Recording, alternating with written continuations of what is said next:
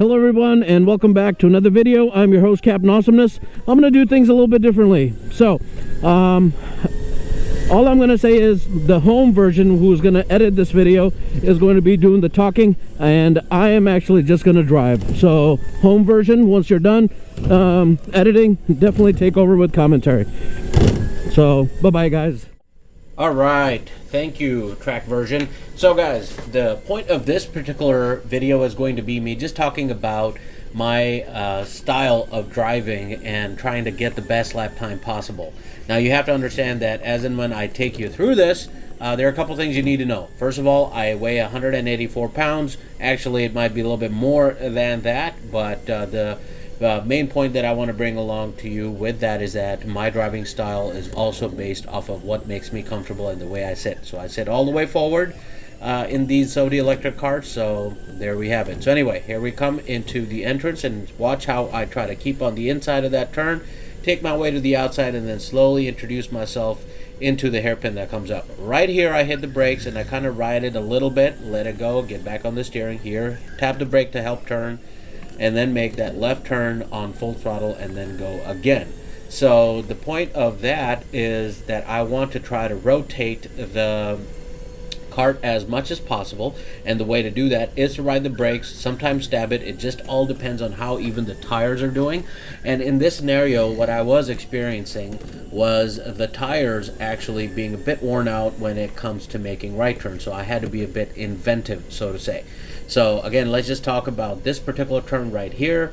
You watch me, you see that I hit the brake, kind of let it go a little bit, and then get back on the throttle once I see the nose pointing in the right direction, and then I follow on through the way I did. So just walking back again, let's keep on the inside of the turn, make that shallow left, hit the brakes, get back on the throttle immediately, get off the throttle, get on the brake for a little bit, then get back on the throttle again. And that's really the short end of what I do here. It's pretty quick, and it has to be. You got to remember, have to avoid slippage. The more you slip, the more time you lose, and I actually think that has been my #1 enemy in this particular track, because there are other karts other than this one that I was riding on that are actually much faster than this kart, but for some reason I cannot emulate my 18 or sub 19 second lap times in this. I don't know what the problem is, other than I think that I slip too much around those turns, and it is quite evident actually when I look at my footage. Now I stop here because my seat decided to move back on me, so I started back up. I thought that was funny to me at the time, because it does happen a lot. I mean, these carts are getting older, so things don't latch perfectly.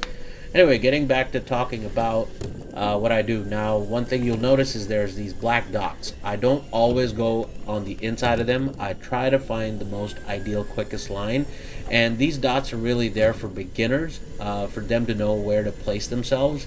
And then from there, you improve on your actual line. Like, see, the dots that take you into this turn are actually way on the outside, and I actually ride what would be the red colored markings on the floor, and that's because I know that I can actually turn, brake, and move much faster than somebody who takes that wide turn. I'm basically cutting off distance that I travel, and the only way to do that is to actually turn in a little bit tighter. But for that, you have to have the skill, the ability to do so without making the cart slip.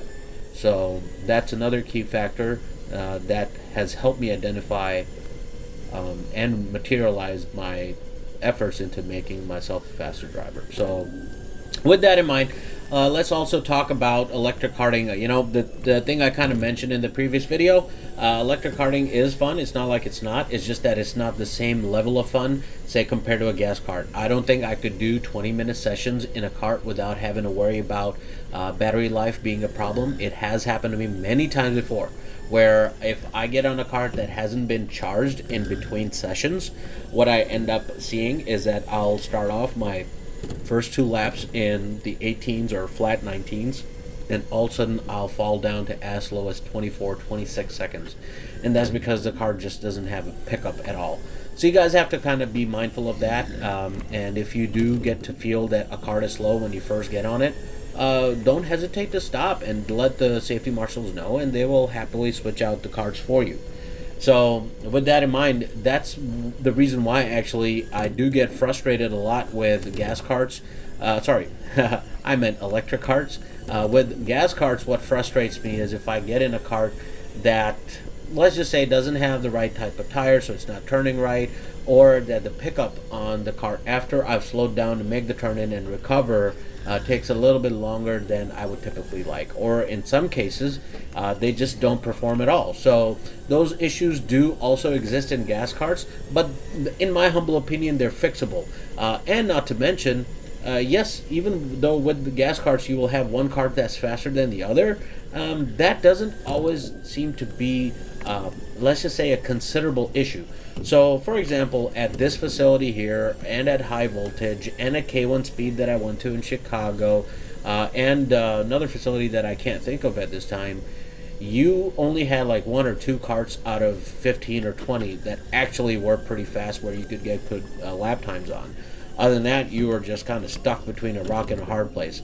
And it wasn't that that I could get on a cart right after doing a session anyway. You know, for these electric carts, you gotta let them wait out a full session after you've done a session, like skip one, so that this cart has had enough time to charge the batteries up and be able to give you all the power that it can potentially give you. So that's another thing that kind of sort of wasn't, you know, a fun factor for me.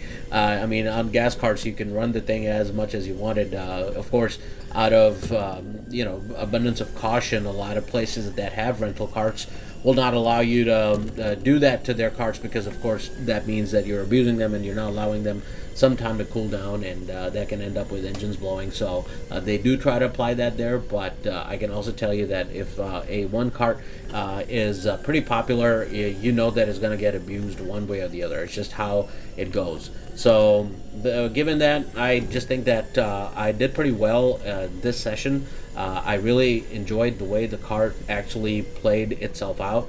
As a matter of fact, I was surprised that I actually did hit my sub 19 second lap times, and that's just because I thought that I was driving a little incorrectly. I was driving out a little too wide into this straightaway, and that just seemed to be actually not true. I did pretty good consistently, and I'm pretty happy with it, but I gotta tell you, I think I still have room for improvement. If I can do 18.889 as the best ever that I've done personally, I think I can do a lot better than that.